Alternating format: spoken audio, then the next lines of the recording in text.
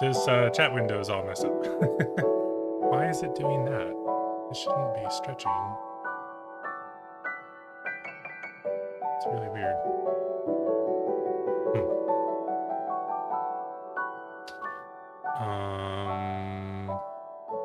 How do I do a new one? Let's see here. New chat box.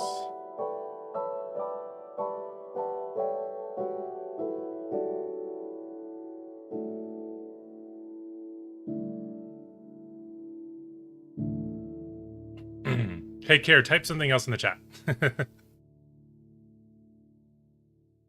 Or anyone that's there. Hello. I'm trying to fix this. I want more of the chat to appear on screen, but I don't know why it did that. It shouldn't. Oh yeah, see, it's like, why is the ratio that way?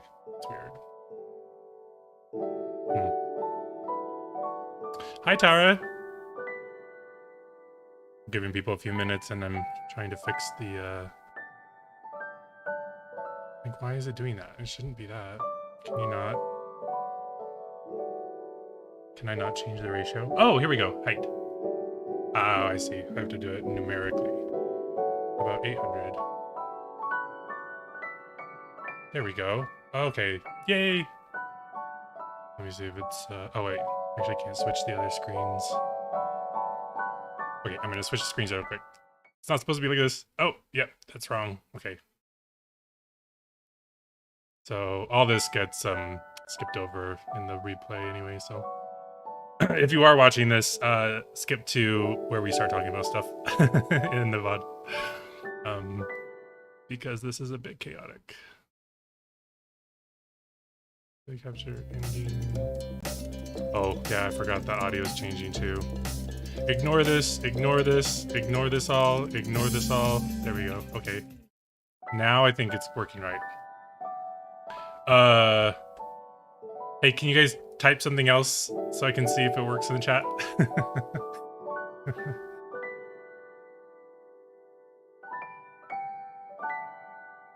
Hey, Mike, test. Yes, good. Okay, that worked. Great. Okay, good. I don't like how it doesn't just like automatically refresh, but you know, I guess that's just how the system works. Okay, I'll give people a few more minutes to trickle in, and then we'll start in just a few minutes.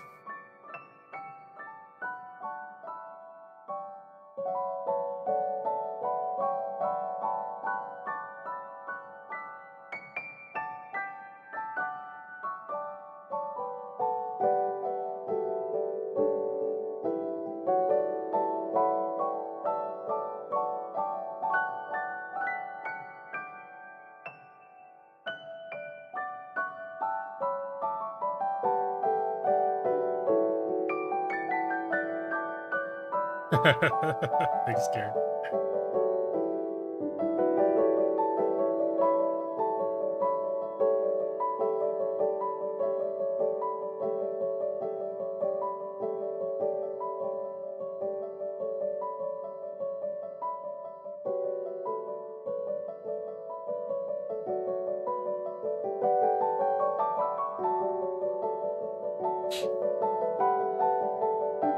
How are you guys doing today? Your Fridays going well? Everyone, we all love Fridays. Fridays are great.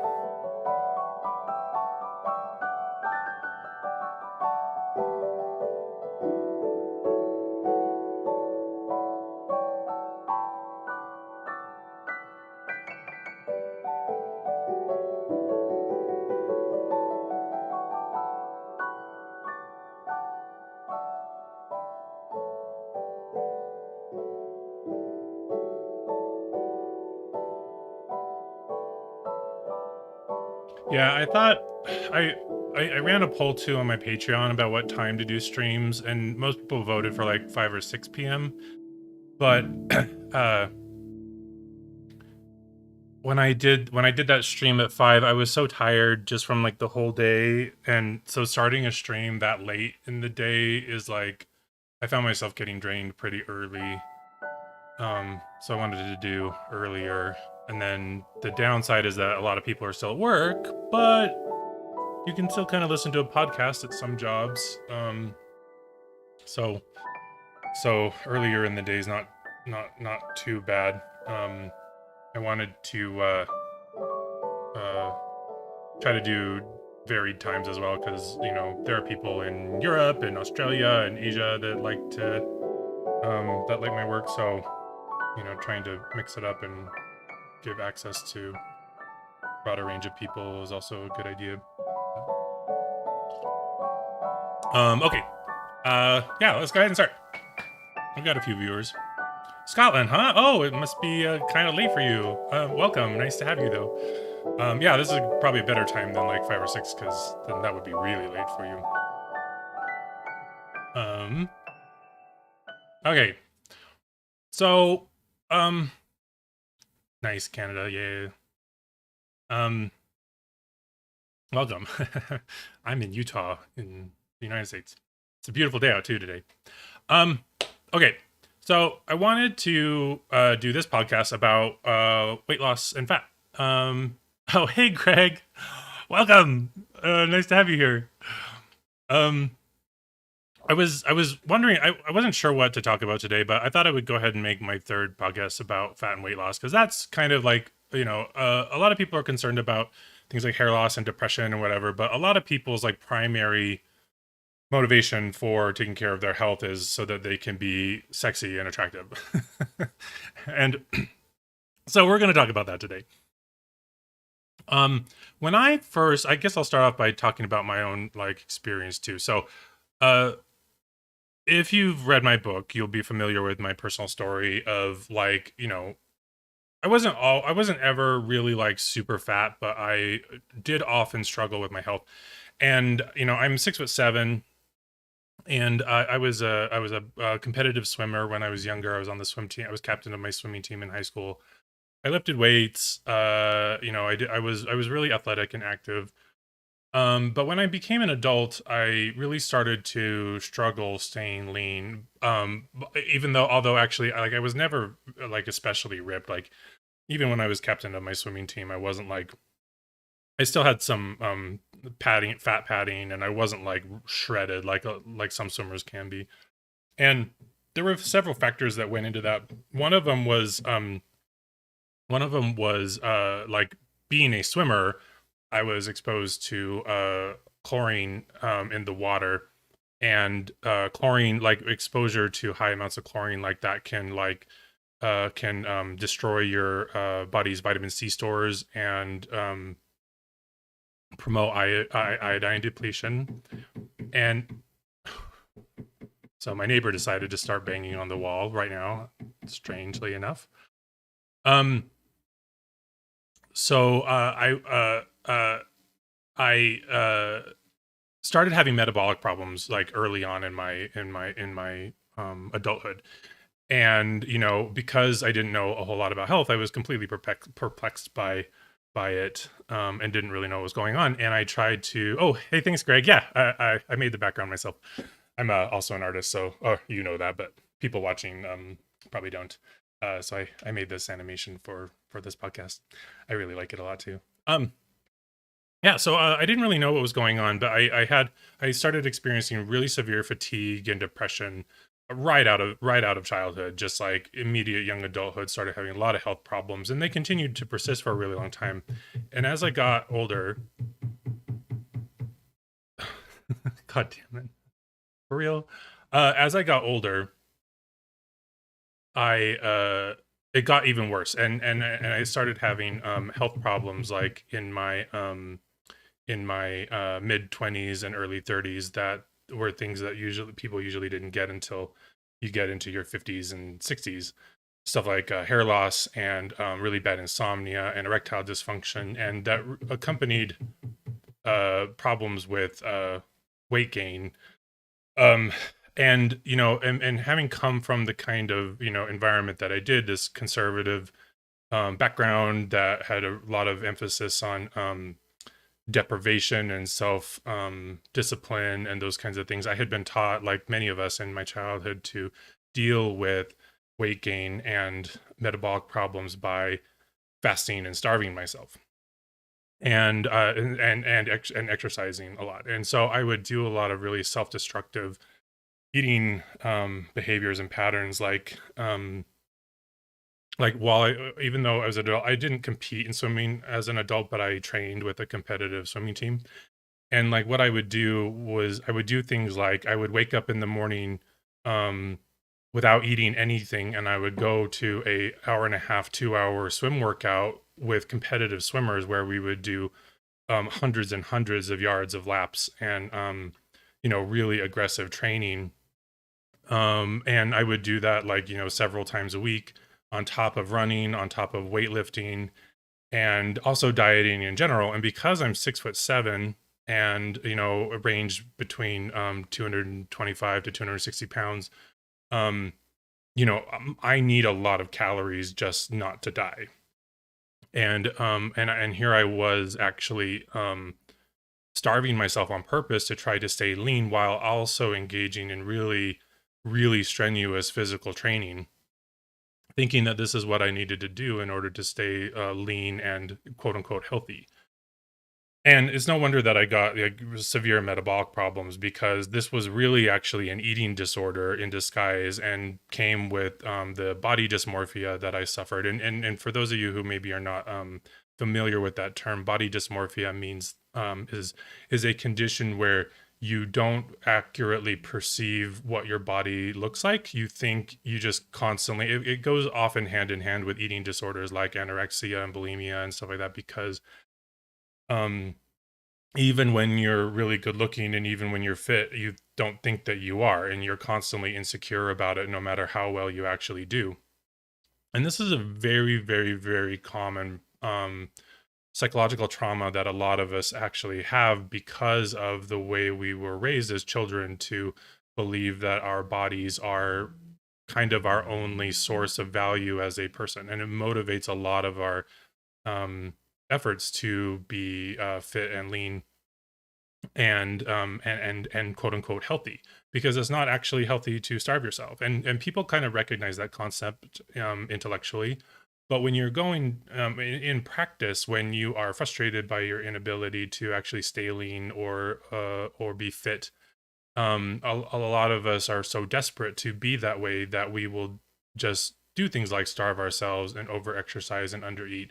And um and and one of the biggest problems with that is that when you are younger, it does actually work. Like when you're a teenager or a young adult and you haven't yet experienced a lot of health stress, going without food can actually make you lean down a bit.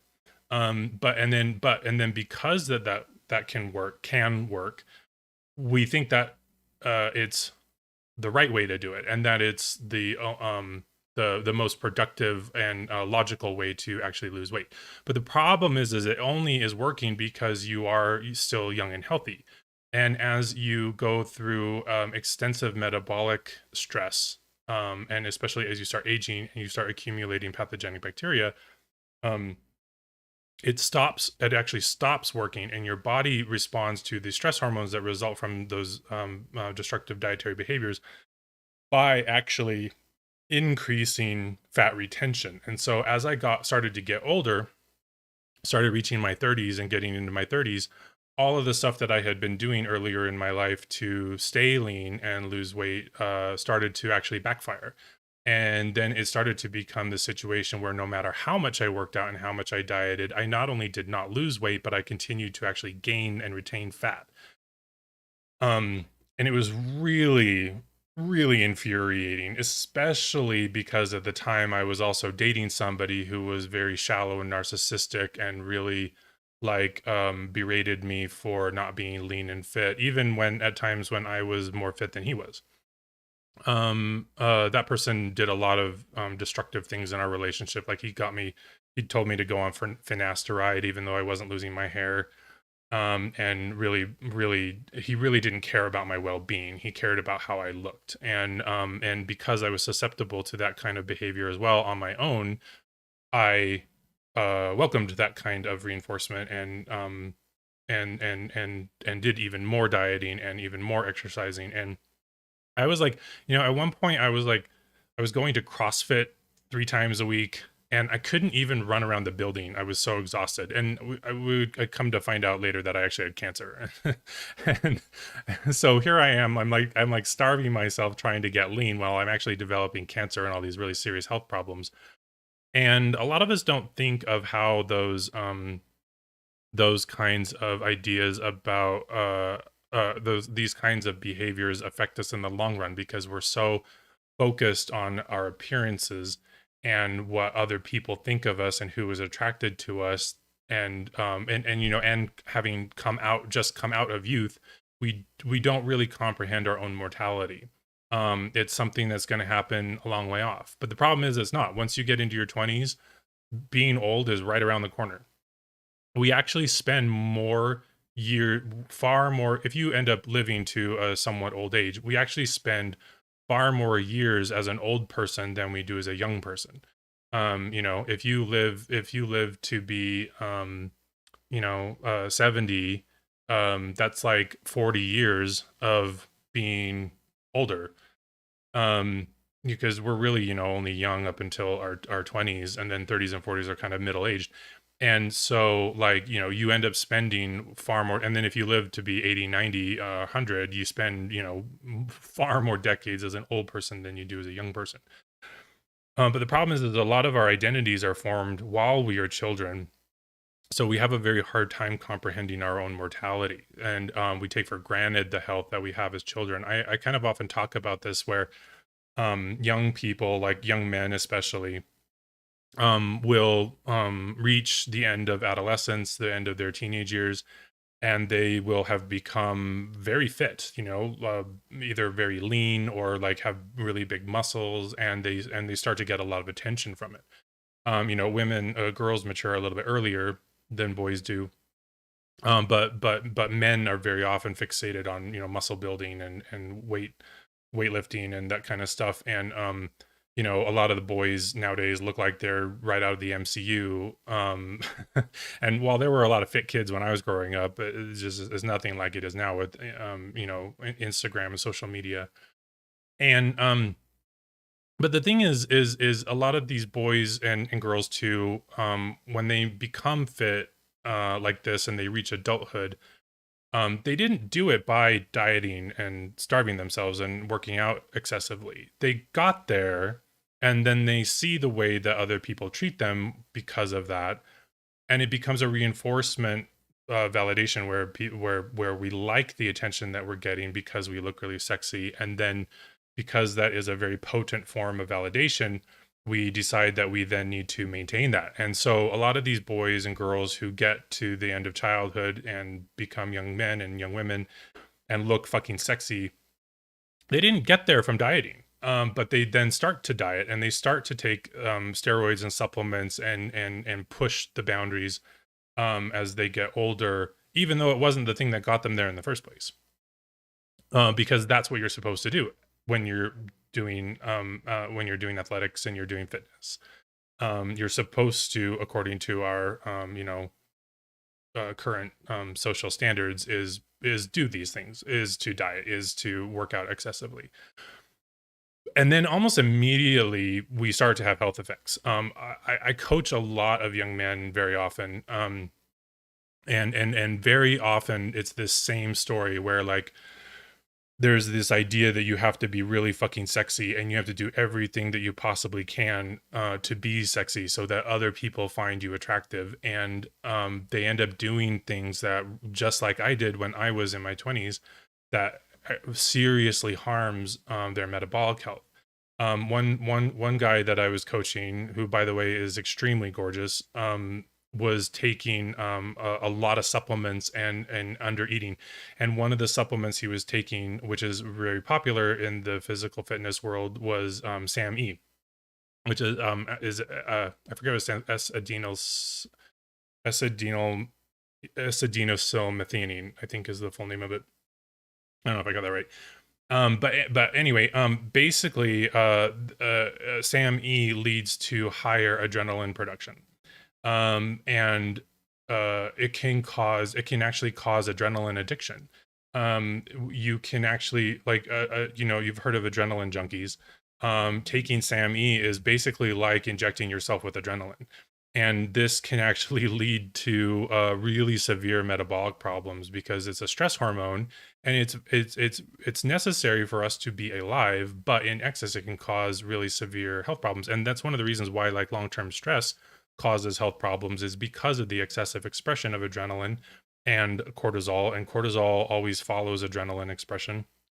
So basically, when you're doing these things, and I told this anecdotal story too a few streams ago about a woman who had heard oppositely that adrenaline was bad and she was taking a beta blocker to block adrenaline, but then that raised cortisol expression chronically. And so anyway, so then doing these things starts to end up, and also, dieting and starving yourself is actually one of the best ways to raise adrenaline excessively, because adrenaline helps to release glucose from glycogen storage. And when you're not actually eating carbohydrate, your body starts to panic because we actually require carbohydrate in order to be healthy. And and and um and the excessive production of adrenaline when you're depleted of carbohydrate further empties your glycogen stores, and then when that is depleted, then your body starts to release cortisol in order to catabolize your lean muscle tissue into usable sugars and proteins. And so one of the problems that I had when I was young was building enough muscle, was getting getting ripped and getting bigger muscles. And even though I was working out and training a lot, I was always kind of capped at a certain point, and I felt frustrated by my inability to actually make progress. And a lot of bodybuilders know nowadays that results from excessive carbohydrate restriction and excessive cardio, which very strongly burns carbohydrates. Because when you run out of carbohydrates, the expression of cortisol tears down your lean muscle tissue. I very often also see some young people who smoke pot a lot, and don't get me wrong, I like pot. But when you smoke marijuana, it actually raises your cortisol, though. That's actually one of the steroidal benefits of using marijuana for therapeutic, like, pain management, is that you're basically like injecting yourself with, like, steroids when you smoke pot. Not a lot. It's not like getting a dose of steroids from the hospital. I almost said the store. From the hospital. But it still does raise your cortisol. So if you're a wake and baker, you're basically keeping your cortisol level really, really high, elevated all the time.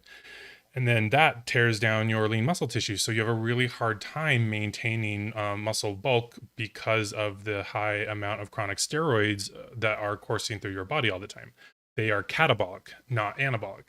And that comes from carbohydrate deprivation, excessive exercise, lack of sunlight, and then chemical intervention through medicines or marijuana and stuff like that.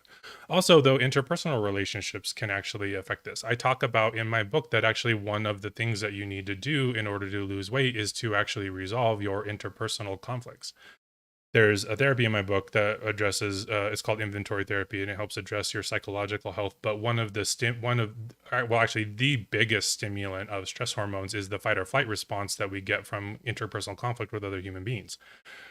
If you excuse me, I need a drink. If you are easily frustrated and angered by your life situation, you produce lots of excessive stress hormones, and that can get in the way of your weight loss and your metabolic health, especially if you do develop metabolic problems and you already are susceptible to high stress hormones. One of the reasons why people get addicted to alcohol and drugs is because and I'm speaking as a former alcoholic, we do not have effective, healthy coping mechanisms to deal with stress that happens in life. you get, financial difficulties, you lose a job, or just the threat of losing a job or losing a boyfriend or being financially insolvent. Those, just the idea popping into your head can cause massive expression of adrenaline and cortisol in your body and keep you continuously stressed out. And because we do not have adequate psychological coping mechanisms to handle that stress, people do, believe it or not, have adequate coping mechanisms for that. They're called people that aren't alcoholic and addictive. But by the way, you can be like what we call a dry alcoholic, where you have all the symptoms and you just don't use. But if you don't have adequate coping mechanisms to handle interpersonal stress and the uncertainties in life, that causes really high expression of stress hormones, and then in turn those stress hormones can actually promote excessive weight gain and low muscle mass, because that's how our body responds to stress. When our body is under stress, it lowers the metabolic rate, promotes fat retention, and catabolizes lean tissue into usable nutrients. Hey Gabriel, welcome. Usable nutrients into to support our metabolic rate, because the body's freaking out. The body knows that you're under stress, and that's how we evolutionarily respond to stress, is to try to mitigate the damage and provide more nutrient substrate. And then it doesn't help that a lot of us who have alcoholism or addiction also often have eating disorders, where we don't eat enough because we are under this impression that our physical appearance is the most valuable thing we have to offer others, and we require their approval. So we hyper focus on our physical appearance, and thereby actually end up destroying our physical appearance because of the amount of stress that we have in trying to maintain those expectations. I coached somebody once a little while ago who was a very young man, probably in his early 20s, who was obsessed with his facial symmetry. It was a pathological obsession with his physical value, and it probably resulted from a lot of neglect as a child growing up. And he did not have a very healthy conception of his individuality, of himself as a person, only what his physical appearance could elicit from his environment. And that kind of behavior results in things like addiction, because we do not have the psychological tools to cope with those kinds of stresses and insecurities in life. And so then we end up expressing high levels of stress hormones that end up deteriorating our muscle bulk and promoting fat retention. So your psychological health can very greatly affect your efforts for weight loss. And this is another reason why you see people who are chronic dieters who never really succeed in getting lean, or they keep yo-yoing. And part of the reason that keeps happening is because of this psychological aspect. Very often, when people who are yo-yo dieters are often in relationships with narcissists who value them only for their physical presence and their physical body, and they don't really care about their emotional needs. So when you get in a situation like that, you do not feel emotionally secure, so you are much more likely to express stress hormones, especially when you have interpersonal conflict with that person, because you also rely on their presence to feel good about yourself, but it is so tenuous because of their opinion about your physical appearance. And you know that, and you recognize that, so your brain, feeling insecure in your emotional relationship, is much more likely to lower your metabolic rate and make you retain fat, because it is afraid that at any moment you could be on your own and not have the support of the people in your life that we require as human beings to feel secure and safe and supported. But because we have this this excessive emphasis on nutrition and fitness and dieting in our society, no one ever learns about this. So they just perpetually exist in this hamster wheel of dieting, going round and round and losing weight and gaining weight and being perpetually miserable. And it can be so pathological too. Like, I lived next door to this woman once who was completely obese, and this was after I had done a lot of work too, and I tried to introduce her to my work and help her, and she didn't want to hear it. She did not want to hear it. She wanted to buy Jenny Craig and go on little diets, and I she didn't even lose enough weight from doing that to notice. She was so obese. She would probably maybe lose like 5 to 10 pounds from water weight loss and stress. And actually, when you are very large as well, when you tend to lose weight from dieting, you're actually losing muscle weight, not fat weight. So you step on the scale, you'll weigh less, but you don't, but you never actually lose fat because the metabolic stress that you were under is causing lean muscle catabolism, not fat catabolism, because fat is the most effective way for a body to survive metabolic stress, which is why it's the last thing to go when you are using stress associated methods of weight loss. So when I got diagnosed with cancer and I got sober at the same time and my relationship fell apart, I started finding out about a lot of these pathways and how my chronic dieting had actually been working against my best interests and causing me to retain weight and lose muscle. And so I immediately started reversing it. I immediately started consuming lots of fruit every single day, plenty of carbohydrates, enough protein, good fats. I would make myself a smoothie every morning. I had to keep because I had caused myself so much metabolic stress, I had to really focus on keeping my blood sugar up constantly so that I didn't feel fatigued all the time.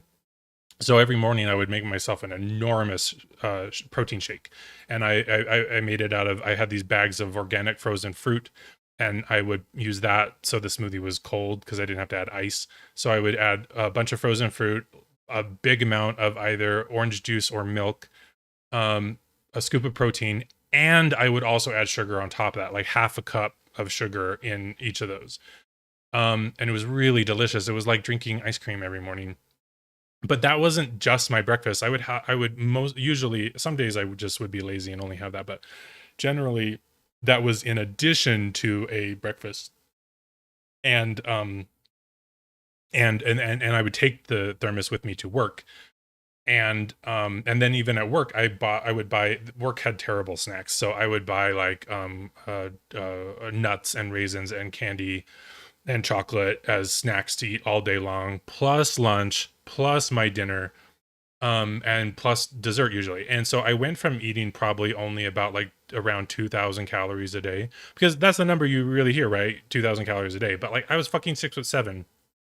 So I went from eating around 2,000 calories a day to eating over 4,000 calories every single day. Kind of around between like high 3,000 to mid 4,000 calories every day. And I immediately lost 60 pounds over a course of like 7 or 8 months that year. And I went from almost a 42 waist size back to my 34 waist that I hadn't had in like 10 years. This was also facilitated by the fact that I was still young. And after the dissolution of my relationship, I got treated for STDs, which knocked out any bad bacteria that I had. And so that really advantaged me. And actually, so it's really funny too, because like I will often get a lot of people come for coaching help. And they come at me and they're like, I really want to lose weight. And I'm like, okay, well, but let's see what else is going on, because you can't lose weight. Loss is not the first thing that you get from addressing your health. You have to take care of a lot of other things first. Everyone wants weight loss because that's how we value ourselves, but you can't get it. And that's part of the problem. Reason you've been having a problem is because you aren't addressing these other underlying things. So people will work with me for like, weeks and months, and I have a questionnaire and I ask them symptoms and stuff like that. But then like after, and they start making progress on a lot of health problems, but their weight doesn't change. And then about like 3 or 4 months in, they'll be like, oh yeah, I have like an infected tooth that I've been needing to get removed. I'm like, that is an example of these kind of pathogens that I talk about in my book that contribute to weight gain. There are ancient pathogens that infect us constantly. You've heard of halitosis, right? Do you have halitosis? If you have halitosis, you are harboring pathogenic microorganisms that eat our body for their nutrient supply, and they cause death and disease. And our body knows what these pathogens do because they are millions of years old, just like we are. I mean, our ancestors. There's been a straight line of ancestors that we've had since the dawn of life on this planet, and they've all evolved and competed with pathogens and predators and plants and stuff like that. And we are the species we are because of this evolutionary pressure that we've had in our past. So, when you get oral bacteria from, kissing other people, but you don't even have to kiss, you just have to like get exposed to saliva. And for that reason, families can pass these around actually with each other. Children are usually highly resistant to these pathogens, which is part of the point of childhood, um, is actually limiting the nutrient supplies that these bacteria require to infect us uh, for a time, so that the body can actually grow quantitatively, actually get bigger. And then adolescence sets in later. It's one of the reasons why we sexually reproduce after adolescence, is because the body delays those pathways in order to grow size and accumulate enough nutrients that you can survive adulthood once the change in your metabolism increases your risk of pathogenic infection. Um, when you get oral infectious bacteria that cause tooth decay and gum disease, your body knows that it is only a matter of time, evolutionarily speaking, until you lose all your fucking teeth and you can't chew food anymore.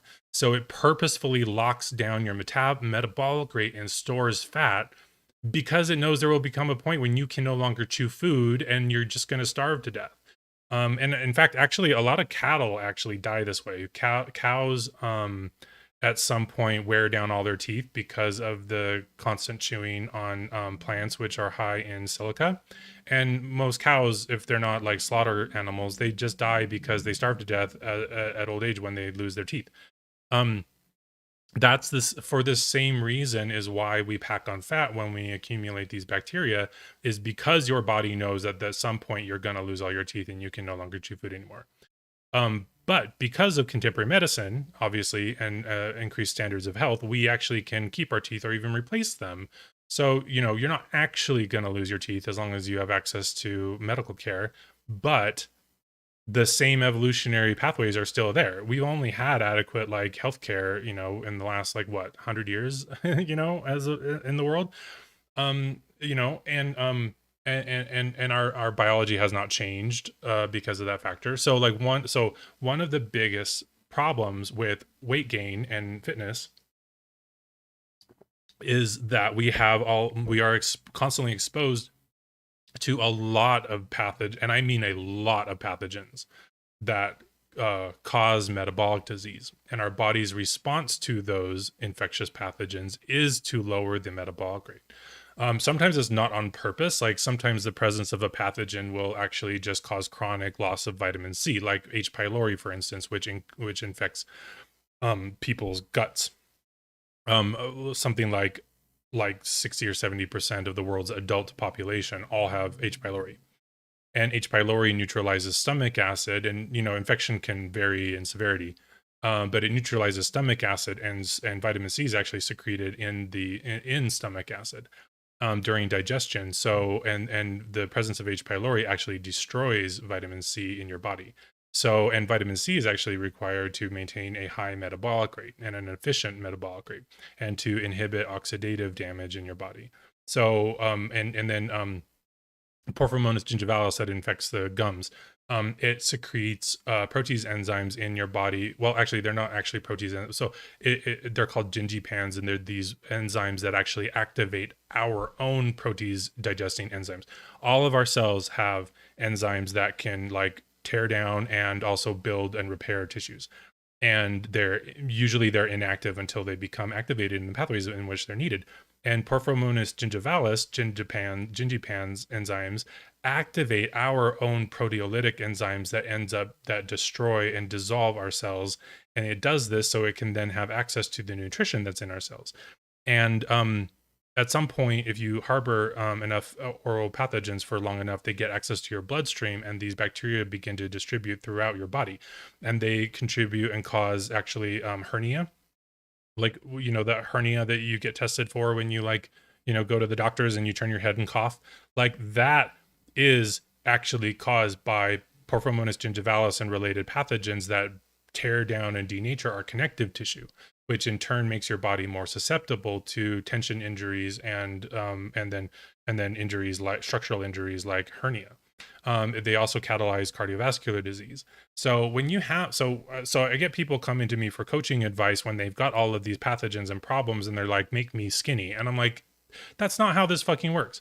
But we all think that it works because when you were 20 and you starved yourself, you lost some weight. But it doesn't work that way. Our body is very, very good at surviving pathogenic stress and environmental stress. It's why you can starve yourself and poison ourselves, and and we do all sorts of horrible things to our bodies, and yet we persist. Um, we're not so susceptible to death as we like kind of often fear. I was an active alcoholic. I thought it was really great that I could like drink an entire bottle of tequila in a single night. That kind of thing would kill like other animals, but like human beings we are pretty resistant to a lot of metabolic stress, especially because of our access to Greg, just make me skinny. Yeah. So like, oh, actually, I did make you skinny, Greg. I know from your Instagram pictures, you started eating a lot of my recipes, and you found it pretty easy to like slim down, lean up again really fast. You are also very young, but like I kind of did, but that's the problem too, is that like some people have an easy time getting lean, but when you don't, it's because you have systemic metabolic stress, likely pathogenic infections that are persistent and very difficult to get rid of, and you have to address those if you want the results. And then one of the other compounding factors, though, too, is that when you're younger, and because pathogenic bacteria do cause negative health effects, when you starve yourself and diet, you do actually also starve pathogenic bacteria. And so it can actually make you feel better. Like one of the reasons that you start to feel better when you do like something, say like low carb, is that number one, going low carb increases your adrenaline expression, and the stress hormones temporarily give you a buzz and make you feel kind of excited and happy. But also you're also starving yeasts and bacteria of carbohydrates, so then they're not able to actually grow in your body for the time being, and they stop producing toxic molecules like ammonia and hydrogen sulfide and all these other toxic byproducts that they produce.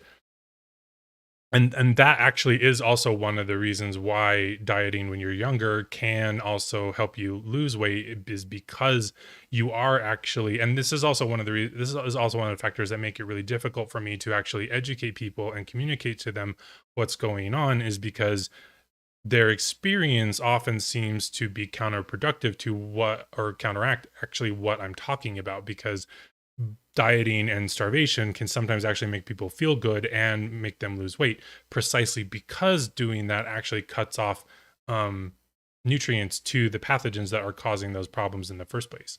But then conversely, that's also why it eventually stops working for people, is because it's impossible to actually starve these pathogens of nutrient.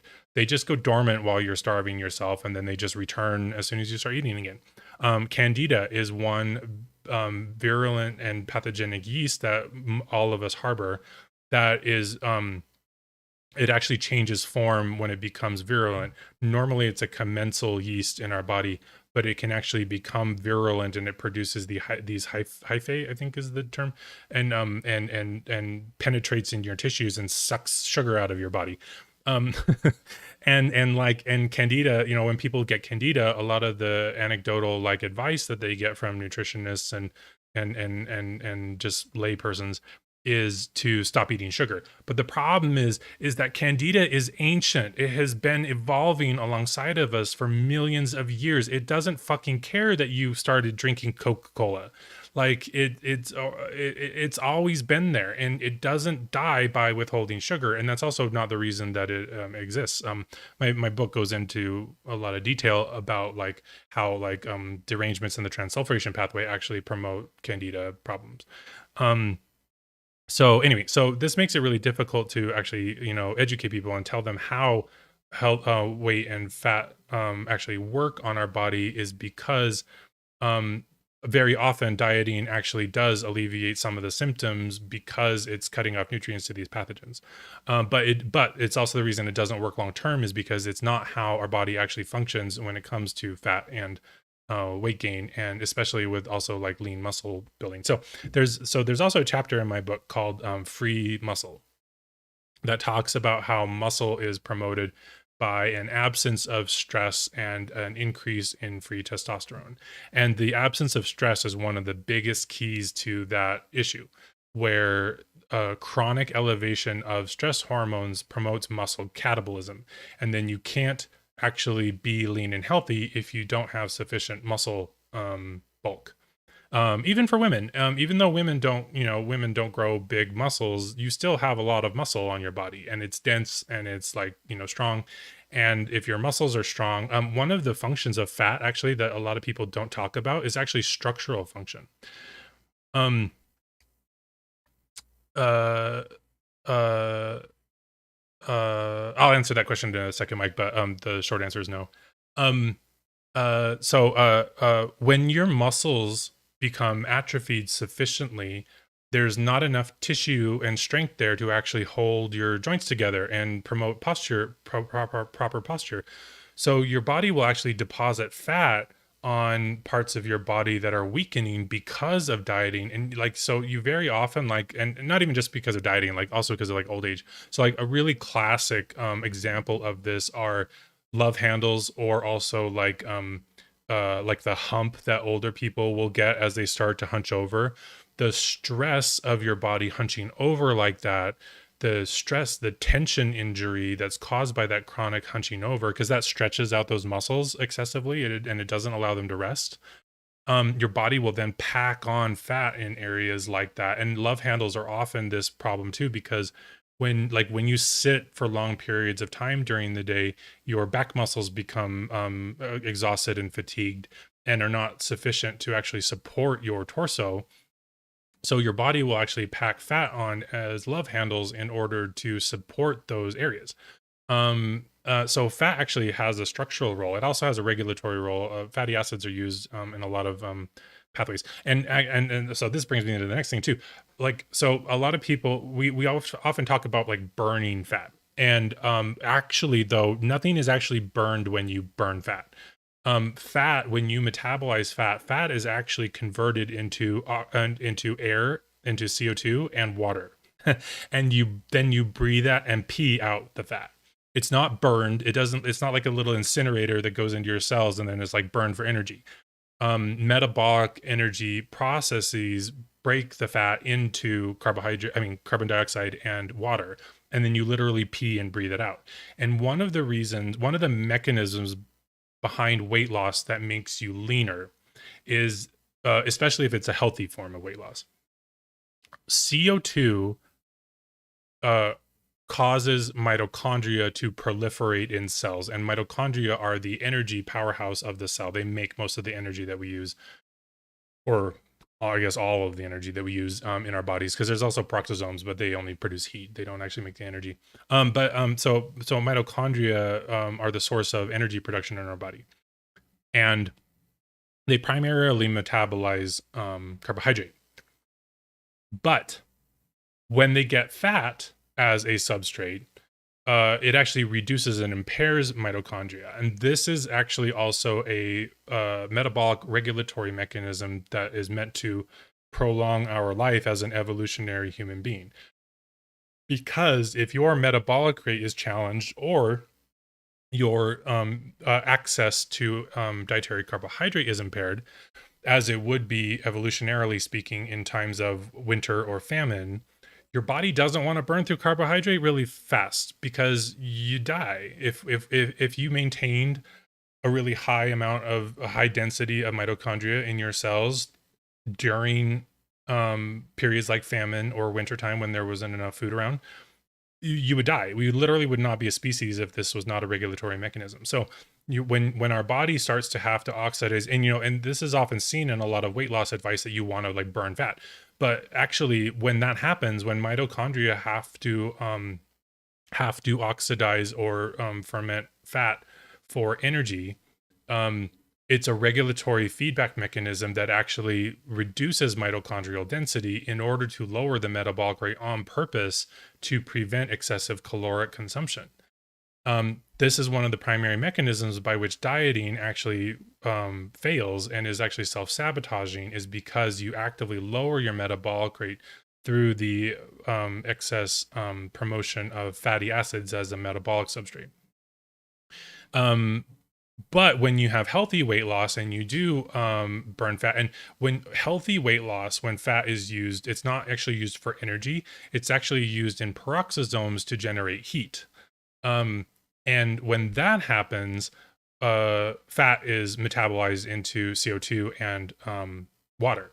And then the increase in CO2, either from that healthy form of fat use, metabolism, or adequate mitochondrial oxidation of carbohydrate, which also produces CO2, actually promotes an increase in mitochondrial density, because it's a signal to your body that there is sufficient carbohydrate available in your environment. And so then it's actually safe to raise the metabolic rate. And this also requires other factors that I talk about in my book, like vitamin C and sun exposure. So it's not just this, it's pretty complex. But that's kind of the general idea and gist of how that works. So this is one of the reasons why dieting does not work, is because it actually lowers mitochondrial proliferation, while eating sufficient amount of calories and carbohydrates does the reverse, as long as you also have those other nutrients in there.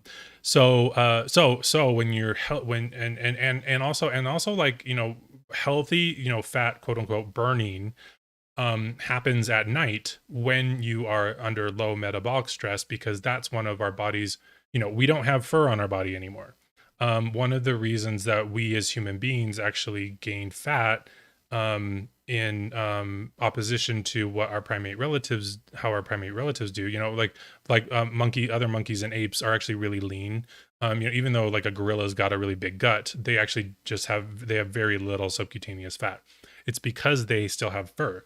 And fur traps air against the skin and acts as a very efficient heat insulator. And I talk about this in my book, that the primary reason that we have fat as a species the way that we do is because fat's primary function as a thermoregulatory mechanism. When we lost our fat, and actually I posted this on Twitter, there is a new study out that just came out that showed that our bipedalism developed in Chad in Africa, which is also exactly the site of ancient Lake Megachad, which is where we evolved. And it's not fringe, but it's just not widely accepted, but it's the accurate theory of why we became bipedal and hairless. And it's because our ancestors were semi-aquatic. This is like maybe a topic for an entirely different stream, but like all animals on the earth that are hairless, except for the hairless mole rat, had aquatic ancestors, elephants and rhinos, and then, I mean, they're still aquatic, but like whales and dolphins, like everything that is hairless on this planet, except for the hairless mole rat, had aquatic ancestors. The prevailing theory of human hairlessness is this really dumb idea that we lost our hair so that we could sweat better on the African savanna when we stood up to go hunt other animals. That assumes so many things that aren't true about physics. Number one, the biggest flaw of that theory is that thermoinsulators work in both directions. They don't just keep you hot, they also keep you cool. Like, it's one of the reasons why like African dogs like still have lots of hair, is because hair actually also insulates against heat.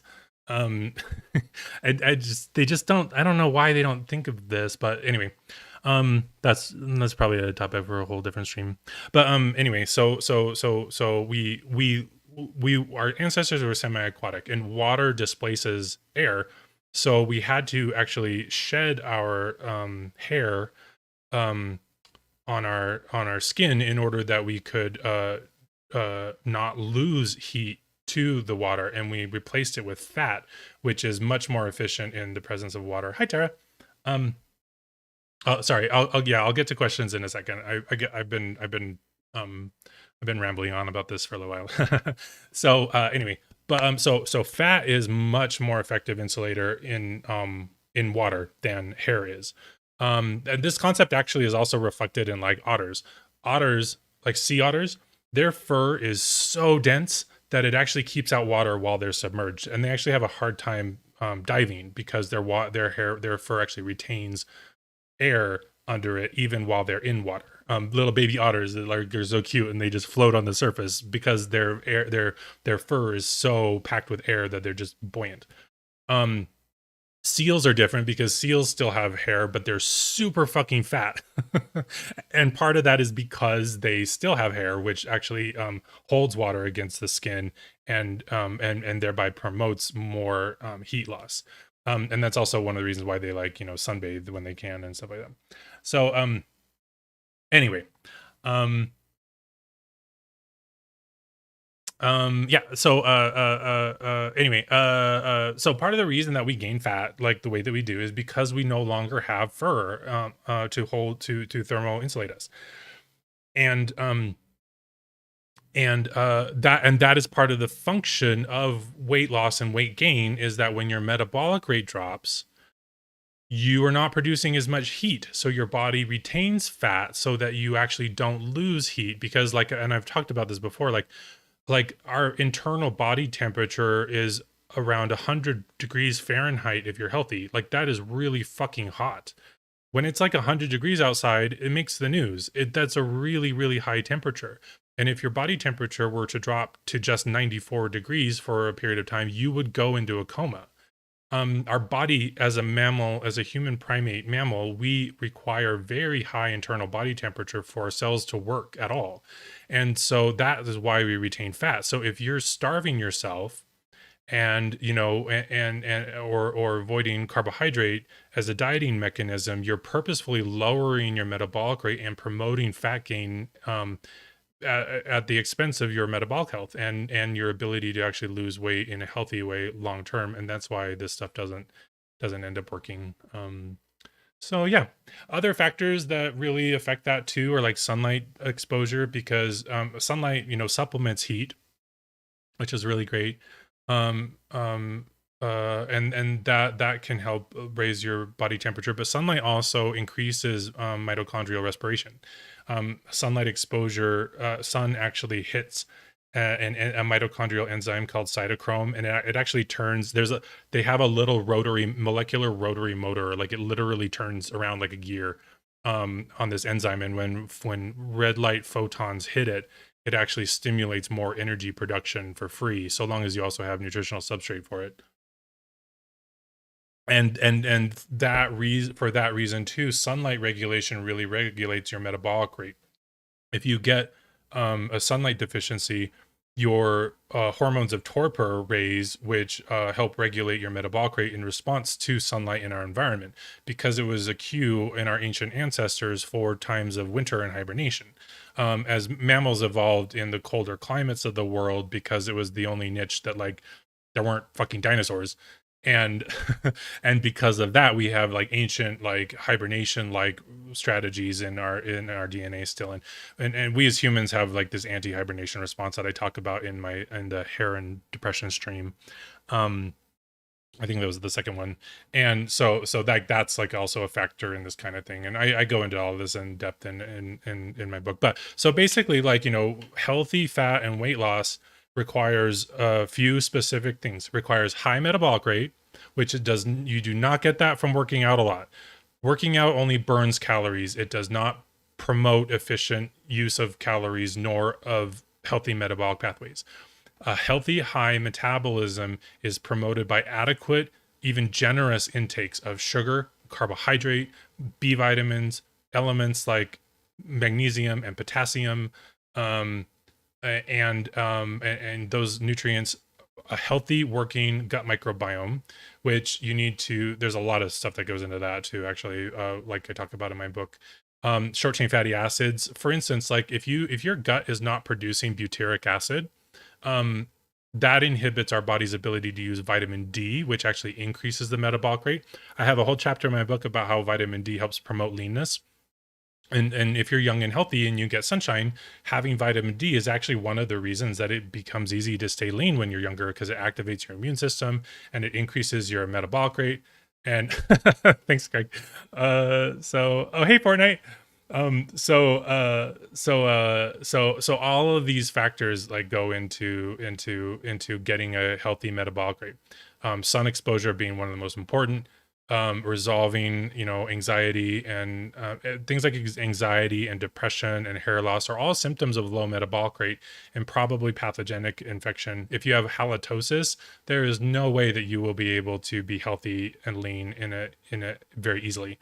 You have to resolve those problems. You can go for dental cleaning. I advise not to get x-rays, but like, go to a dentist, get your teeth cleaned.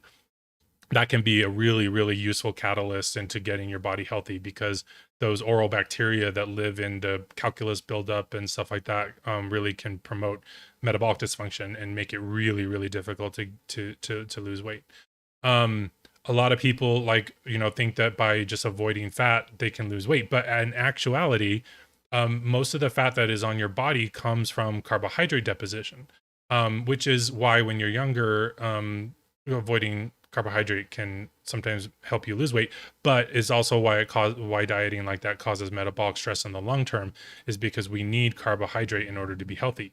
The reason that this is the case is because when you get metabolically ill and you have gut dysbiosis, you actually lose the ability to absorb fat very efficiently, and that lowers the metabolic rate, because we need fats to make steroids. And so that impairs your steroidogenesis, which lowers your testosterone. So then your metabolic rate reduces anyway because of the dysfunction in the endocrine system that results. And then you end up storing carbohydrate as fat and as a protective survival mechanism, because your body knows that you are metabolically ill.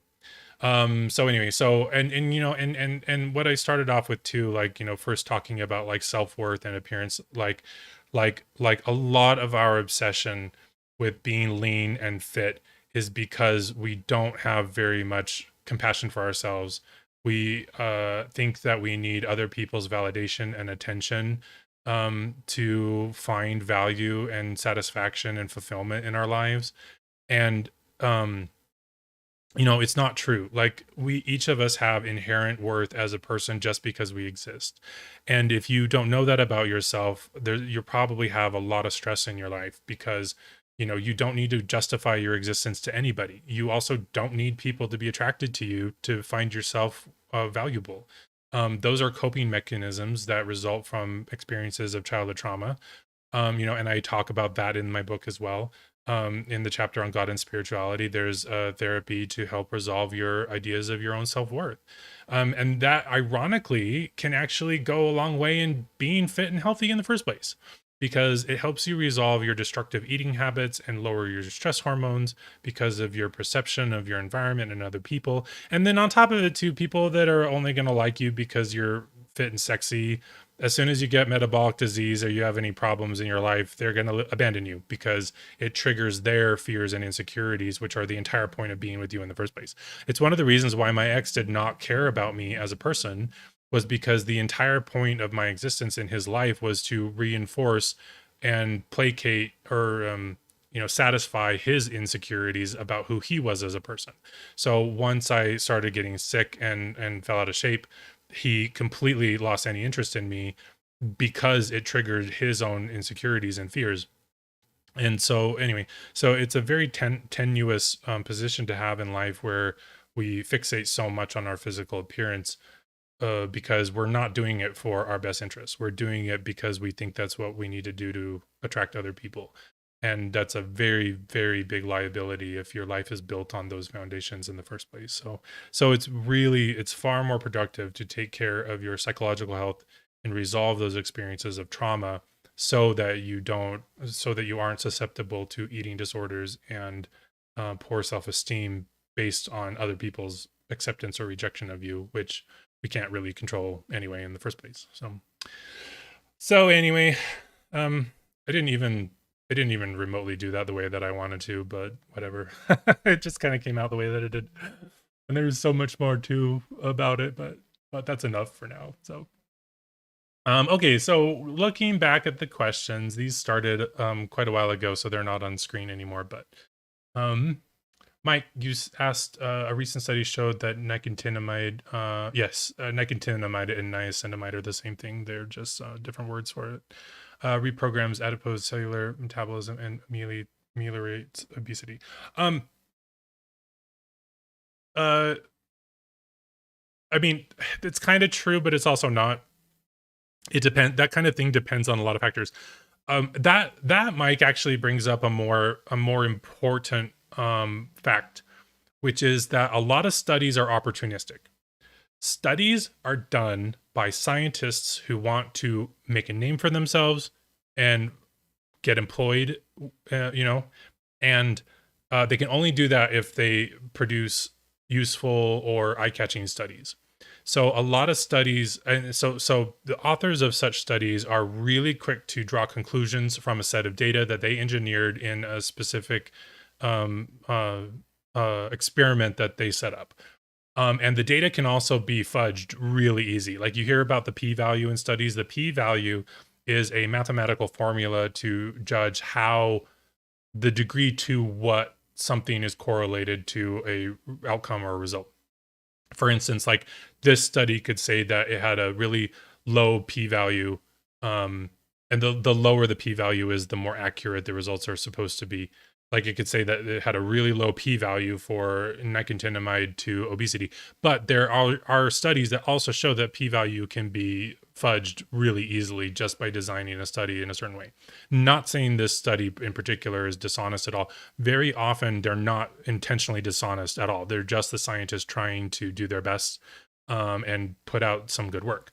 But the problem is it does not account for so many other factors that can be involved in there. For instance, taking niacinamide would not at all influence whether or not you have halitosis producing bacteria.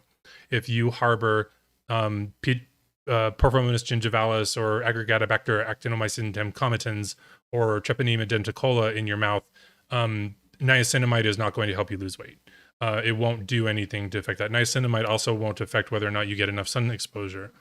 So these kinds of studies can actually miss like really, really relevant and important pathways, especially if the study really the only thing they could controlled for was nicotinamide deficiency. For instance, if it were rats or if it were people and they all had like adequate access to sunshine and calories and nutrients and just one control, they just deprive them of nicotinamide.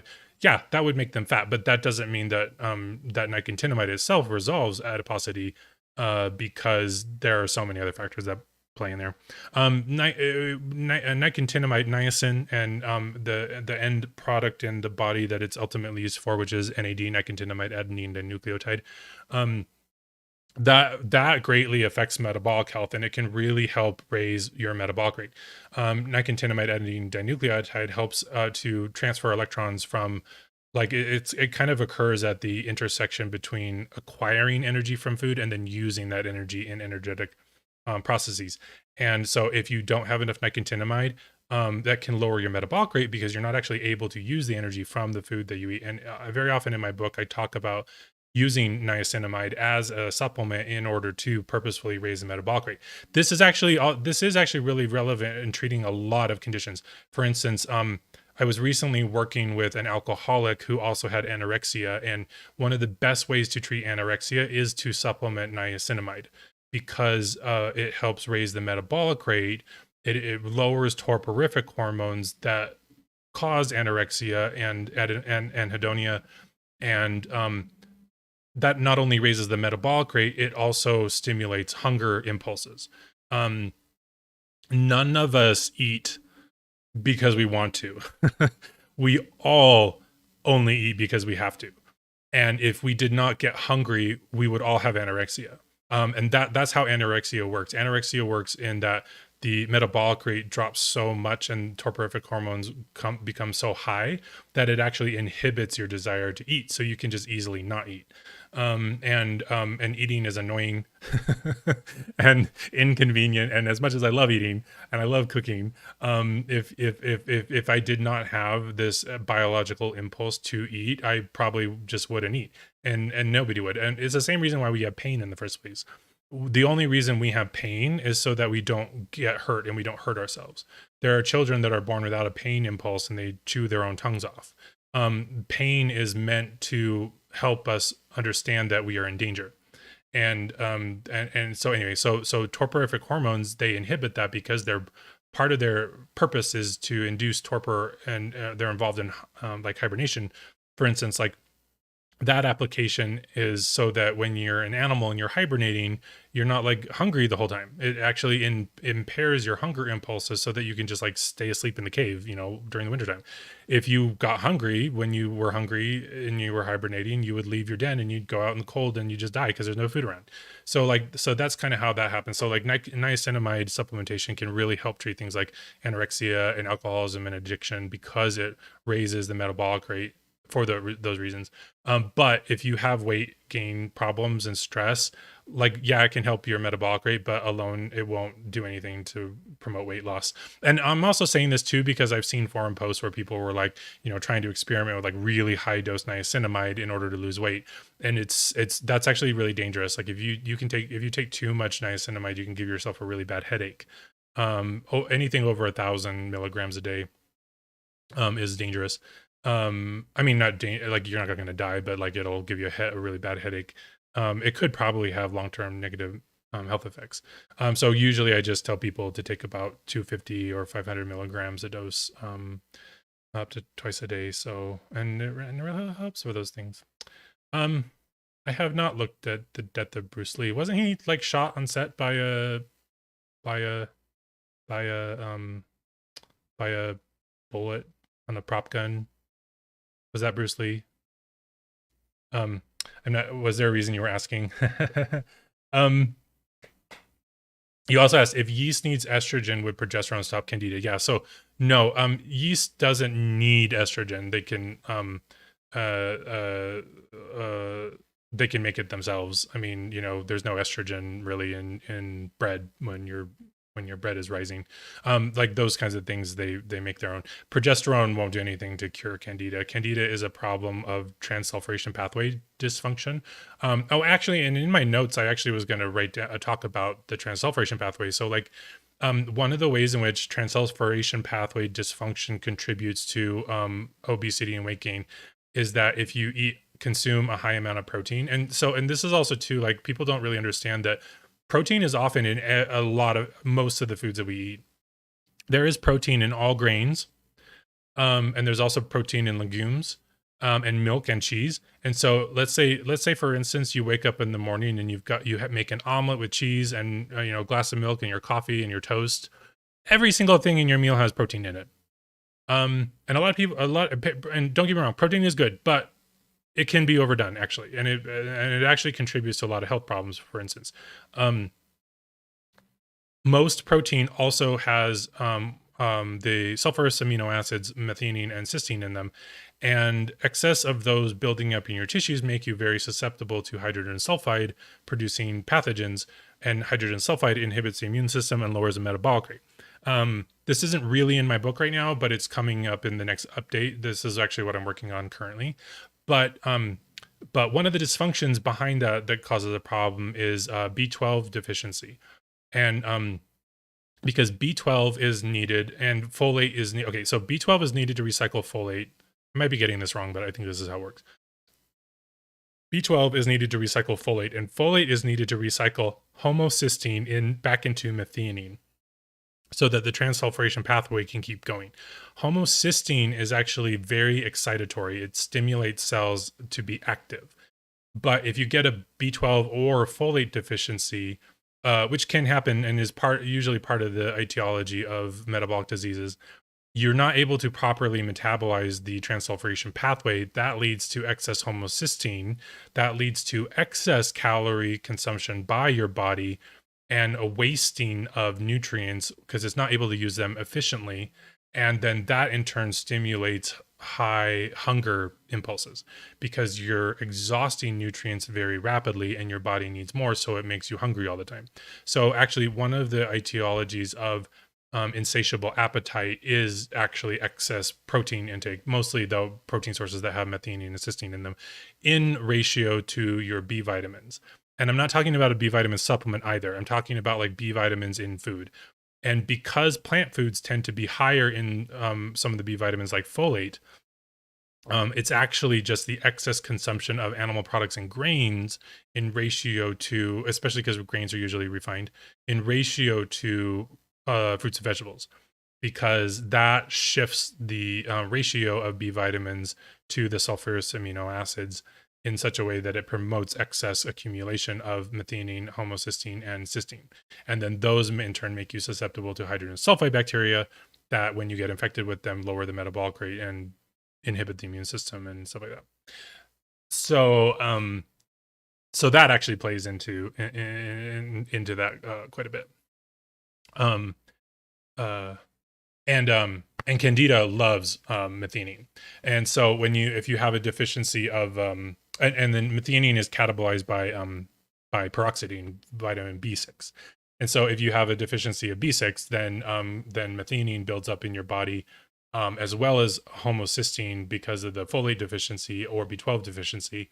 And hydrogen sulfide actually chelates B12 because it binds to metals, that actually binds to the cobalt core of B12. And so those ratios of B vitamins insufficiency actually further promotes metabolic dysfunction because of the disruption to the transsulfuration pathway. This is the whole thing, by the way, and there's the whole MTHR thing and methylation issues. All of that is really just this transsulfuration pathway problem with these B vitamins and the ratio of protein intake and the presence of hydrogen sulfide bacteria. The MTHR stuff isn't real. It's distraction. They don't know that it's this stuff actually that's causing it. And so if you can like temporarily reduce your intake of methionine and cysteine and increase your consumption of fruits and vegetables in order to get more folate, peroxidine, and pantothenic acid in your diet, which is B5. And then because B5 is needed to actually to turn cysteine into different products to lower intracellular cysteine excess. And so those factors actually play a huge role in your diet and in your hunger impulse and your efficient use of calories, actually. So that can also be a factor in this stuff. Oh, you said Ruth Lee's official cause of death was swelling of the brain caused by allergic reaction to a headache medication. Oh, who was the person? Oh, was it his son that got killed by the set bullet? Maybe then I think it was. I didn't know about that. I didn't know that was his death. Some medication. Yeah, no, I've never. I don't know what hash is. What do you mean he ate hash? Is that a specific type of diet? You're not talking about hash. Or are you? Are you talking about marijuana hash? Like, I don't know what you mean by hash. Oh, he ate hash? Oh, that could be really bad. Yeah, I wouldn't do that. That's like, yeah. I once had a pot cookie. And and my friends were gonna go drive there was this in Palm Springs, there was this like, what's it called? It's like it's not the word, it's called like a soundomatron or something. It's this like place in the desert where you can go get like a sound bath, and you got this person like in the middle where they've got like a stone bowl, and they run a stone pestle around the edge and make this sound that it's supposed to be really fun. But like, the pot cookie made me so fucked up that I knew if I got in a car, I would just like lose my mind. So I declined, and I went and just laid under the covers until until it passed. And God, and I was so fucked up. I can't imagine actually eating hash. Like, that is just wild. That would be insane. That could probably cause you a lot of problems because marijuana does cause cortisol release, actually, and cortisol is very stressful. It's a catabolic hormone. That could very well, have contributed to it. Yeah, unfortunately. So, that could also be why it's mysterious, because people don't really understand. And pot's great. I like it, but like, I'm 6'7" though, and if I smoke like just a little bit of like a little crumb, I just get fucked up like completely. Like, I'm such a lightweight with it for some reason. So, in excess, it can cause really high stress hormone, which is why people find it useful for managing pain, is because it stimulates stress hormones. Hi Bevney. And so it can that can support like pain problems. um but there are actually healthy ways of talk. I have a chapter on pain and calcium in my book. Pain is actually always the influx of calcium into nerve cells caused by metabolic disruption to their ability to keep calcium out. That's actually how pain works. So if you actually raise your metabolic rate and use aspirin, actually, ironically, the use of ibuprofen and Tylenol can actually prolong pain, even though they interrupt pain immediately when you take it. They actually reduce your metabolic rate. And a lot of women actually are like you should always tell women who are pregnant or going into labor that they should get off of ibuprofen or Tylenol post labor as fast as they possibly can. Um, it actually because Tylenol and ibuprofen are actually too good at inhibiting inflammation. Is the pathway by which our tissues signal themselves and do things like regenerate. And so if you're on high dose ibuprofen after you go into labor, and you tear and you get like stitches and stuff, using ibuprofen and Tylenol can actually like double the amount of time that it takes for you to heal, because of their excessive inhibition of inflammation. And then on top of that, um, postpartum. I mean, not postpartum, although it is, but also what's the post eclampsia and preeclampsia are actually caused by sulfate depletion, and Tylenol and ibuprofen as xenobiotics actually require massive amounts of sulfate to be detoxified from the body. And so actually a lot of life threatening hey Rich, a lot of life-threatening preeclampsia and post-eclampsia problems are actually caused by like use of painkiller. They're not the only thing, but like painkillers and stuff that actually require like large amounts of sulfate to be detoxified. So, anyway, so there are better ways to manage pain than marijuana, even though it is good for it. And it's fun in moderation, but like in excess, that's why like actually when you use too much pot, like you also get paranoid and like anxious at some point, is because your metabolic rate has deteriorated so much that you're highly susceptible to both cortisol expression and the catabolic effect of the cortisol being expressed. And that's where the paranoia came in. And I had to stop smoking pot. Like as I started to get metabolically ill, I like actually just stopped smoking it completely, even though I couldn't give up alcohol, because I even just a little bit of it would make me really agitated and paranoid. But because nobody knows about the cortisol effect of it, no one knows why that's happening. And now I can smoke every once in a while. If I like come into contact with somebody that is smoking a joint, I'll have a drag on it, and it's fun, and it feels great and it's nice. But in excess, like that's why it can cause problems, is because of those issues. So yeah. Um. Okay. Wait. Greg, you wanted to ask what are keratin and taurine's role in the free muscle chapter. So keratin, pro vitamin A keratin, is required to make vitamin A, which is required to make steroids. So we cannot make testosterone without vitamin A in our diet. But preformed vitamin A is not very useful because it is. I mean, it can be useful in a little bit, but preformed vitamin A also promotes iron release. So you should never take a supplement of vitamin A ever. It's really toxic. It causes massive iron release, and then the iron oxidizes tissues and becomes available for pathogens. You should always get vitamin A from provitamin A keratins. And we also need zinc for this too. So foods high in zinc or a low dose zinc supplement makes vitamin A. Then that vitamin A is used in steroidogenesis pathways. So making pregnenolone, making testosterone, making estrogens. Estrogen is actually involved in muscle growth too, in little pathways. Estrogen is a hormone of growth. It is also anabolic, just like testosterone is, but there are several different forms of estrogen. Some are better or more helpful than others. Um, and if you don't have vitamin A, you can't make those. So then you can't. Then you have a really hard time actually building muscle. Taurine protects cells from excessive excitative stress. It prevents. So for instance, if you have like say homocysteine circulating in your body, from protein, and homocysteine helps turn on active pathways.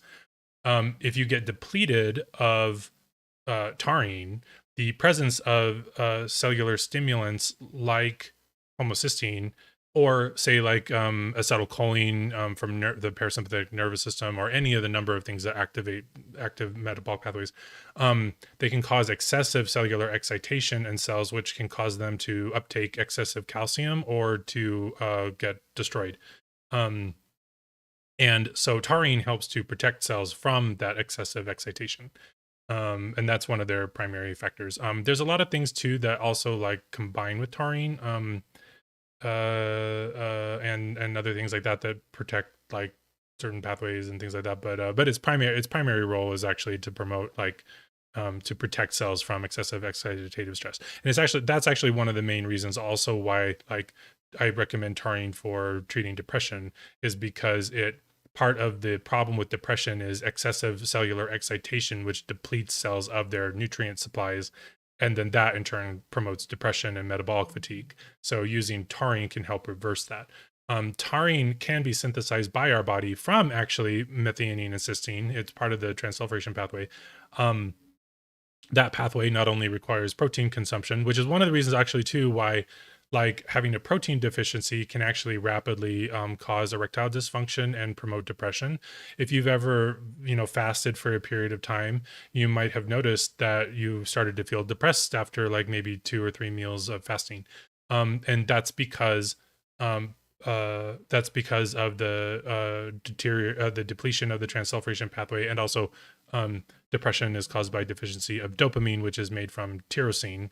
And so you're losing the tyrosine as well. So, but taurine being made from the transsulfuration pathway is related to that, and because of that, taurine actually is dependent on coenzyme A, which is actually dependent on pantothenic acid, which is vitamin B5. So vitamin B5 deficiency can cause taurine deficiency, but the biggest cause of taurine deficiency is actually gut pathogens that actually respirate on the taurine, being a sulfate molecule, and so long-term gut dysbiosis can cause taurine deficiency, which is also why supplementing it can be useful. So yeah. Tara, what do I recommend for getting sufficient sunlight in the winter? You live in Colorado and it gets pretty cold in the winter. While you're out for a walk every day, you're bundled up. So we are evolved as human beings to go for periods of time without sun exposure. There's actually nothing wrong with having sunlight deficiency if it's just like the winter time. It's actually part of our circadian rhythm, really, to be, because our ancestors, evolved in cold climates. We have built-in regulatory metabolic mechanisms to deal with that kind of stuff, and like there's sort of circadian rhythms related to seasons that all humans have. It's not really a problem. It's only a problem if, say, like you also work like a day job and you never get sunshine regardless of what the season is. So like if you have like, or if you have metabolic problems that can be alleviated by sunlight deficiency, but you go into winter time, it can make them worse. But if you're healthy, generally, it's not really a problem. What you can and should do during the winter time, especially if you have metabolic problems, is to get artificial lights to supplement light and heat during the winter time. That can help take off a lot of the symptoms or alleviate some of the symptoms. It will never be a replacement for natural sunlight. There's nothing you can do. The boxes, the lights that are sold as like a sunlight equivalent, you can never ever actually replace real sunlight. The energy intensity of the sun is one of its primary benefits, and you can't really replicate that from a device that you can buy for even a few $100s. It's not possible. But lights can be very beneficial in mitigating some of the effects of sunlight deficiency. So if you get like a really bright LED light, and I mean bright, like there's like it's beneficial to get any light exposure. Like even just sitting near an incandescent bulb can be beneficial. But if you get, the brighter you get, the better it's going to be. And so if you get artificial lights to supplement that light, then that can help a lot. I've met people though who lived in like the South in the US and we're using infrared heat lamps, don't do that. Like when it's really hot, like you don't want to get a hot light. Like get like a cold LED light. But if you live in a place that's cold like Colorado, you can get like an infrared heat lamp, and then that not only will that not only, well, I mean, one that is if you can see the light, it's also outputting red light, because we cannot see infrared, you can only feel it. So if you can see it outputting red, that means it's also outputting red light.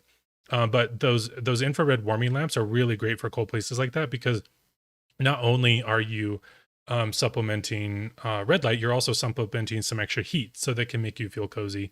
And the more heat that you supplement is less that your body has to make in order to maintain the metabolic heat in your body. So it actually takes off some of the workload of your metabolism. And yeah, and you know, and vitamin D deficiency is a problem. There are some lights that do promote vitamin D deficiency, but there are regulatory mechanisms in our body that actually downregulate vitamin D. There's an enzyme called 24-hydroxylase that destroys vitamin D. And if you are deficient in sunlight, this rises in your body. It also rises from boron deficiency, actually, which comes from a deficiency of not eating enough fruit. That didn't make sense. It comes from a fruit deficiency. And so boron deficiency can also cause vitamin D deficiency. And so even if you are using like a vitamin D light, your body isn't necessarily holding on to it either, because of sunlight deficiency or boron deficiency or stuff like that. So I don't really recommend vitamin D lights anyway. It's fine to just go for a time, a period without them. And then if there's like a warm day that you can just like, take off some more of your clothes, once in a while, like, then that's plenty. So yeah.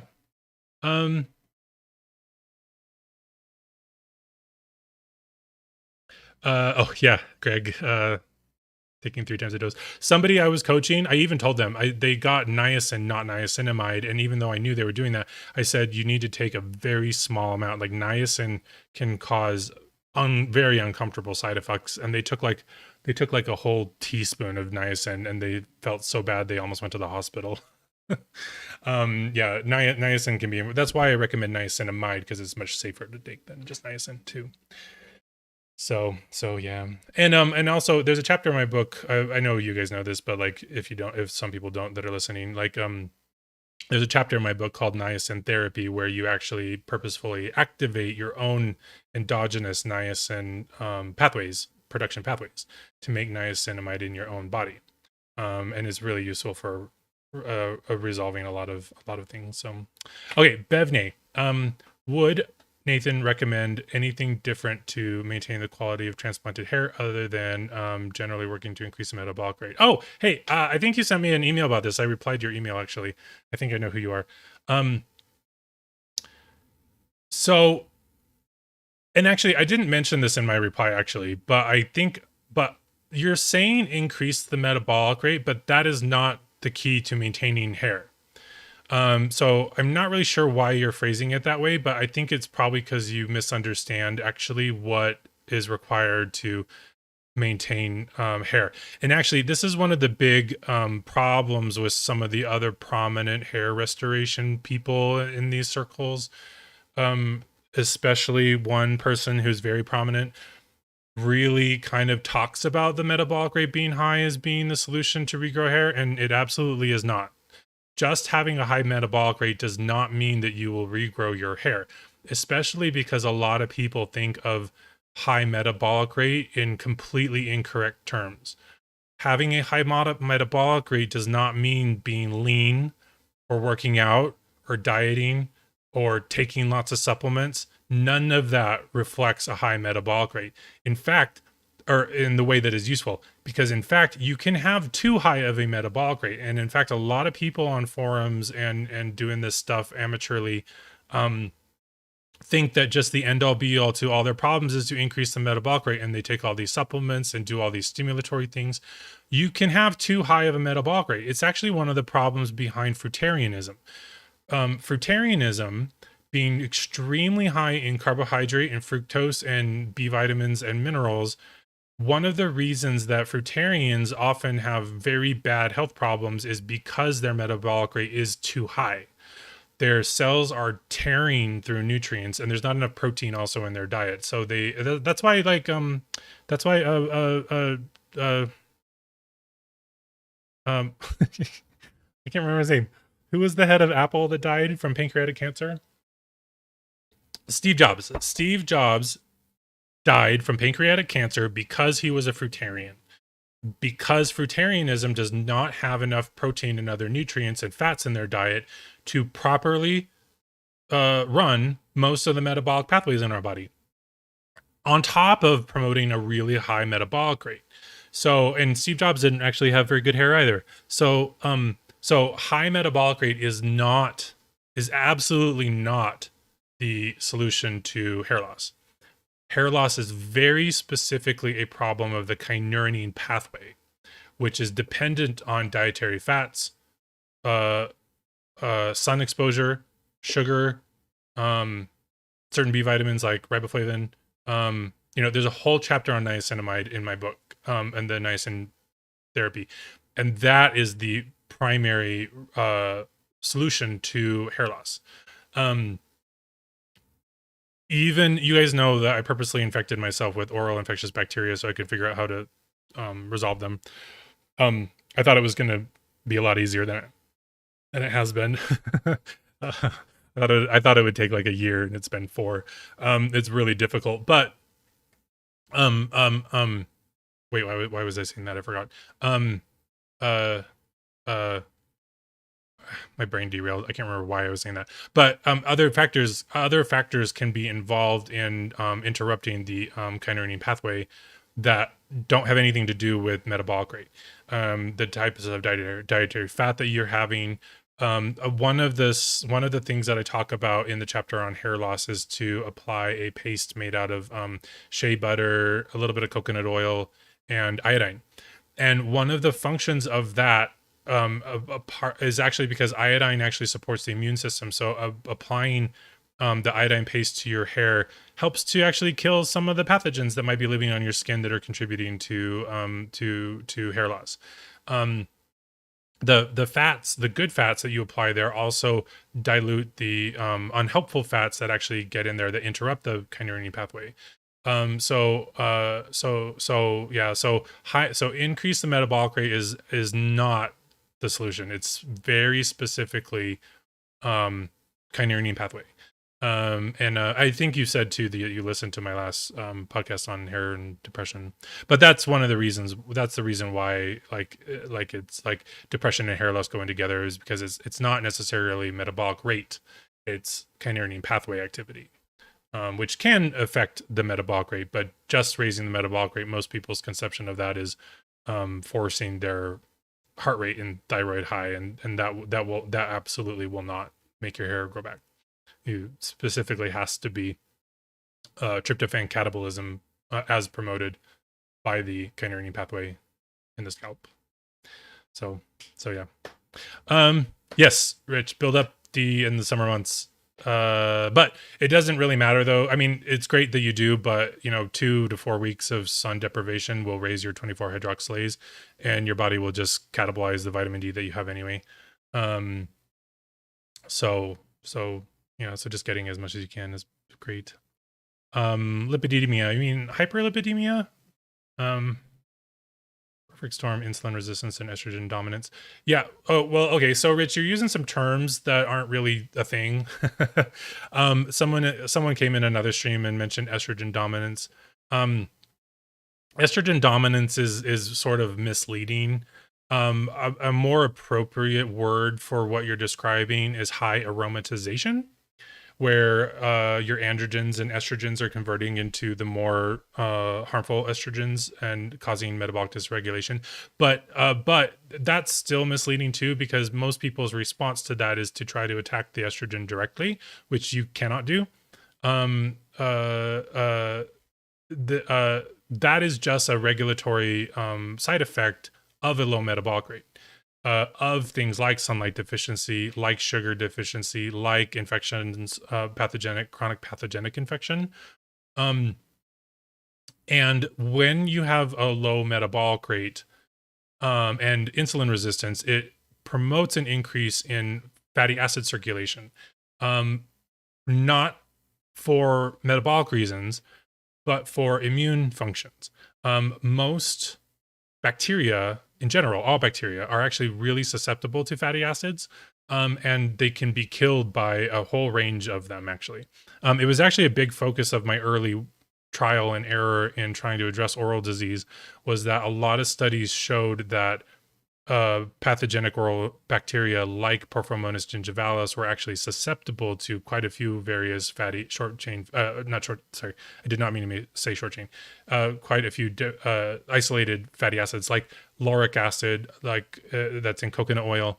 A bunch of the polyunsaturated fats are actually also antibiotic for those, and the reason that that your bloodstream increases its circulation of free fatty acids during metabolic disease is actually an antibiotic strategy to try to protect your cardiovascular system and your whole body in general from bacteria that would translocate through the cardiovascular system.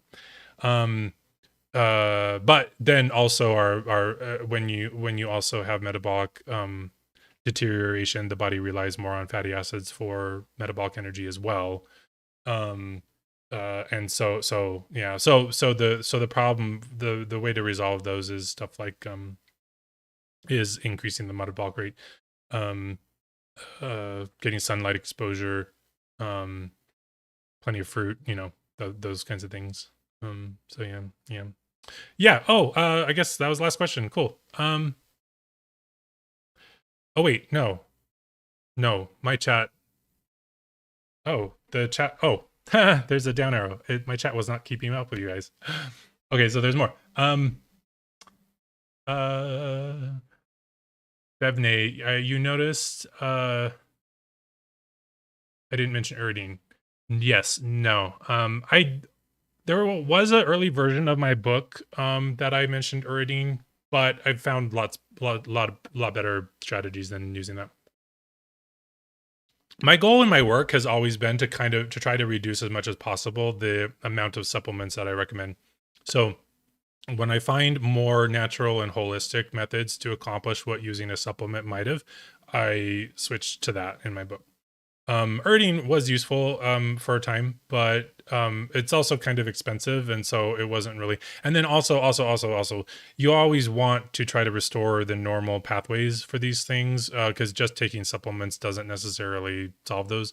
Most people's problem when they are trying to deal with metabolic problems is focusing way too much on supplements. Supplements are never ever the answer to health problems. The health problems are always caused by deficiencies in diet and environment, and those need to be addressed first, and then supplements can be used on top of that to help supplement.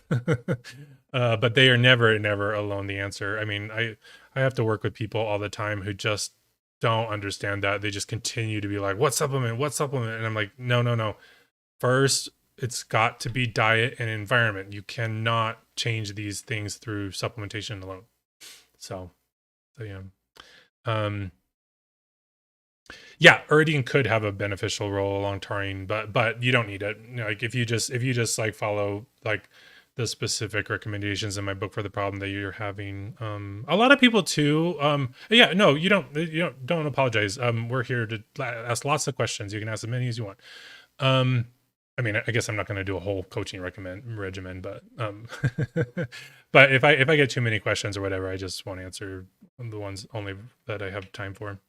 Yeah, antifungals. Well, yeah. So fungal infections are a disruption to the transsulfuration pathway. So if you get you cut back on your methionine and cysteine intake, but don't give yourself a protein deficiency. Get more B12, folate, pyridoxine, and pantothenic acid, and it will go away.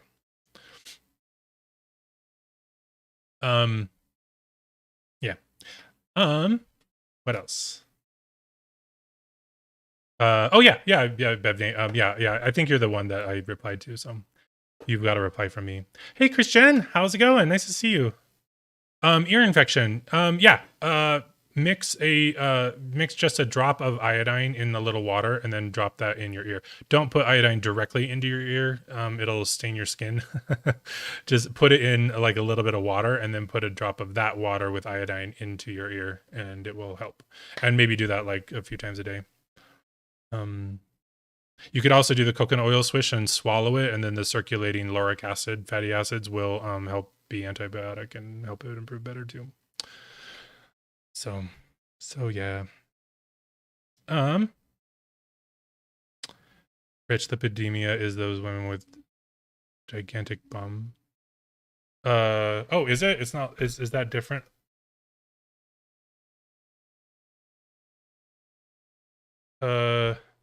No, lipidemia is when you have high circulating fatty acids. So, I mean, having a large ass might be associated with that, but lipidemia is specifically like a condition where you have high circulating fatty acids, which accompanies like weight gain. But like I said, it's a reaction to chronic pathogenic infection. So people with weight gain problems usually have gum disease, or gut dysbiosis, and those have to be addressed in order to resolve physical metabolic problems. So, yeah, methionine blue is kind of complicated, Greg, because it can have some benefits, but it's also toxic to use. So everybody that's really jazzed about methionine as this like cure-all, it's really dangerous. It can cause problems. You can use a little bit of it. Its benefit, it actually like is a really good it's a really good reducer of heme. So it can actually restore heme function, which can increase the capacity of heme to distribute oxygen around the body. In hemoglobin, I mean, not just heme, because there's heme in a lot of proteins. But too much can also wipe out your methemoglobin, which is regulatory and can cause problems with that. So you don't want to use it in excess if you use it. Any need to use methylene is probably an indication that your nitric oxide function is not regulating right. And I would increase your consumption of watermelon and also short chain fatty acid substrate like root vegetables or oatmeal to produce more short chain fatty acids in your gut. So yeah. Thanks, Christian. Yeah, everything's well for me. Okay, guys. Hey, that was really fun. So because it's Friday, I'm going to end this stream now. But I'm going to play Subnautica after if you want to stay around. I'm going to cancel this stream and then I will start a new stream that'll show up on my channel in about a minute with Subnautica. So you can still ask questions when we're there, but I'm going to be playing a game, so I won't be paying attention as closely. But anyway, thank you guys for coming. And I will see you next time, or in 2 minutes after this ends, when I start the Subnautica stream. So see you guys later that don't see around. Bye.